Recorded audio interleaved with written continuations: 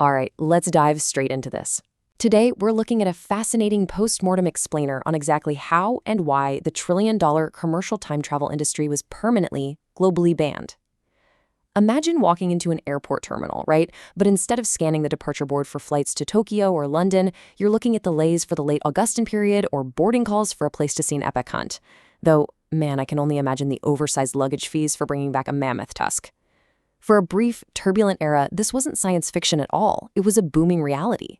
Today, we're going to break down the physics, the unimaginable economics, and the ultimate thermodynamic catastrophe that forced humanity to lock the doors to the past for good. Tourists don't respect thermodynamics. That's a quote from Dr. Clara Vance, the chief safety officer at the Copenhagen Temporal Transit Authority. She issued this stark warning right before the collapse. And you've got to understand, time travel wasn't just some fun sightseeing tour. It was a massive, incredibly volatile manipulation of mass and energy. And as we're about to discover, the universe has a very strict, unapologetic way of balancing its books. So moving into Section 1, the physics of the ticket. You see, building a traversable wormhole didn't involve DeLoreans or flux capacitors. It required bending general relativity to its absolute breaking point. First up, we have the Casimir effect. This allowed physicists to generate negative energy, which was literally the only way to hold a wormhole open against crushing gravitational collapse. Next, the Kerr metric.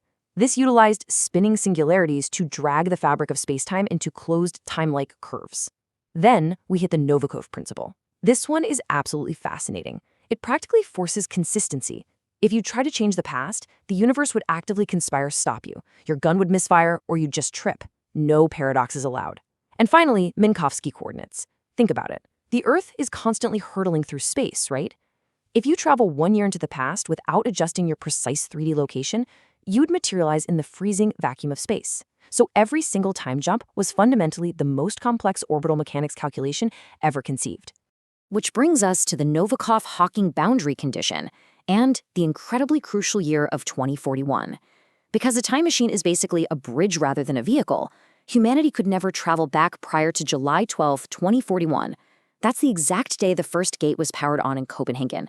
It's like, well, you can only cross a bridge if there's a pier on both sides, right? So for anyone hoping to buy a ticket to see the pyramids being built or actual dinosaurs roaming around, you were completely out of luck. The universe simply didn't have a receiving mailbox in those eras. That takes us to Section 2, the trillion-dollar temporal economy. Now, with those strict physical boundaries established, you know commerce was going to find a highly lucrative, entirely controversial workaround.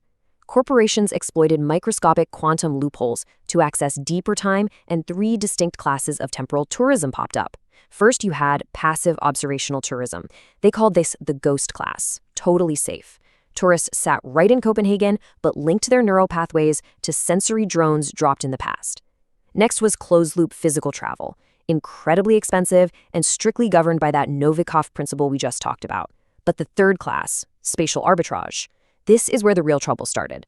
This allowed megacorporations to mine the ancient Archean eon for rare resources. They were literally pumping water and rare earth metals from a dead, lifeless ancient Earth forward into the resource-starved 21st century. Crazy, right?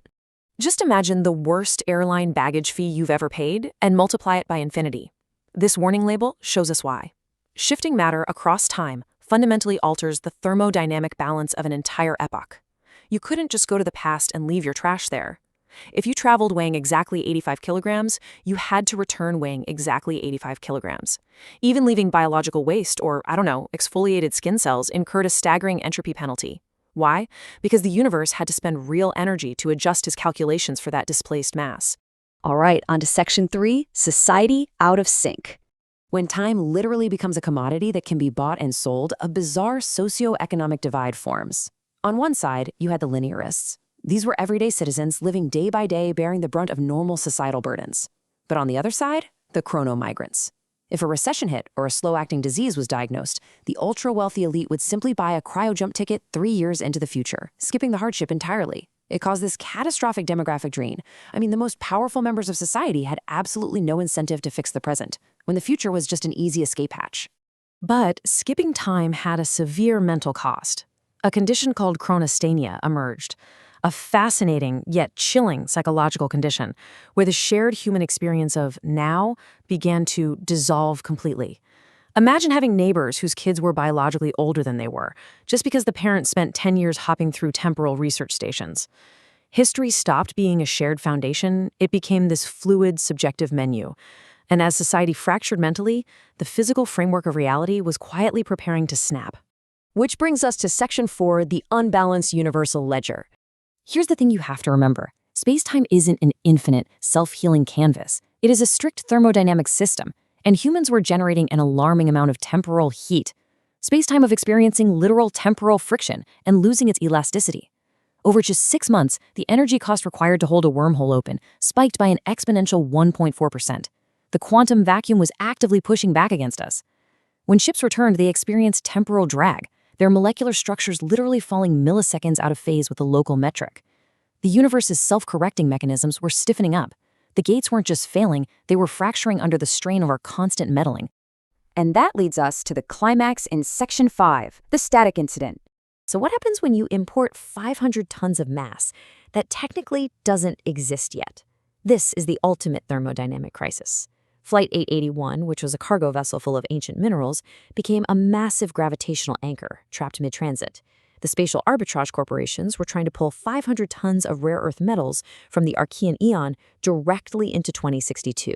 But because of the immense temporal friction we just talked about, the ship completely stalled right in the wormhole's throat. To the trapped passengers, time had stopped entirely.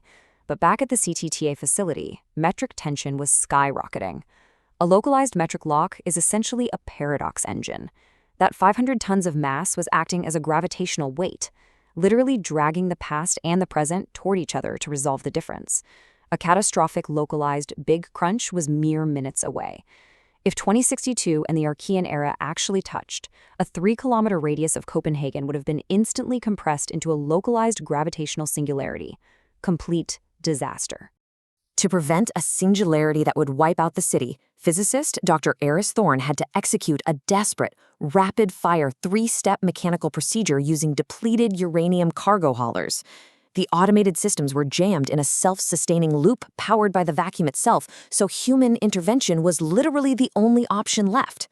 Thorne and the chief safety officer physically ran down to the cargo bay, bypassed the remote lockouts, locked the steering columns of 3 massive 180-ton robotic machines, and sent them barreling dead straight right into the collapsing black void of the gate.